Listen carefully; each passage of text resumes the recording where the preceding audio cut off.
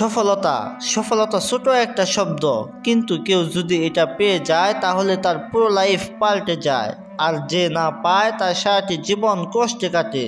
যদি তুমি সফল হতে চাও তবে নিজেকে বদলাতে হবে, নিজেকে পরিবর্তন করতে হবে এবং সময়কে অনেক গুরুত্ব দিতে হবে।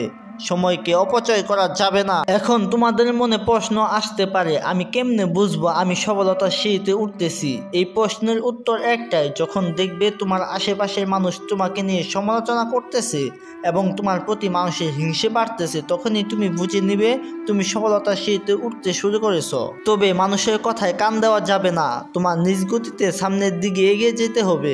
যখনই তুমি মানুষের কথায় কান দিবে তখন থেকে উপরে ওঠার বদলে নিচের দিকে নামতে থাকবে, কারণ মানুষ কখনো চায় না তার থেকে ভালো পজিশনে কেউ যাক। এখন বলা যাক কি কি বিষয়ে গুরুত্ব দিলে তুমি সফল হতে পারবে। প্রথমে যে বিষয় সম্পর্কে বলবো সেটা হলো ধৈর্য।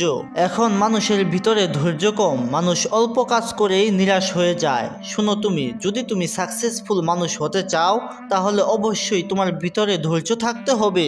একটা কথা মনে রাখবা, সময়ের আগে কখনো সূর্য ওঠে না, আর তাড়াহুড়া শুধুই ক্লান্তি আনে, সফলতা আনে না। এক কথায়, তুমি যে কাজই করো ওই কাজে তোমার সর্বোচ্চ গুরুত্ব দিতে হবে এবং ওই কাজ ধৈর্যের সহিত করতে হবে। সফলতার সিঁড়ি আমরা যতটা সহজ মনে করি আসলে ঠিক ততটাই কঠিন।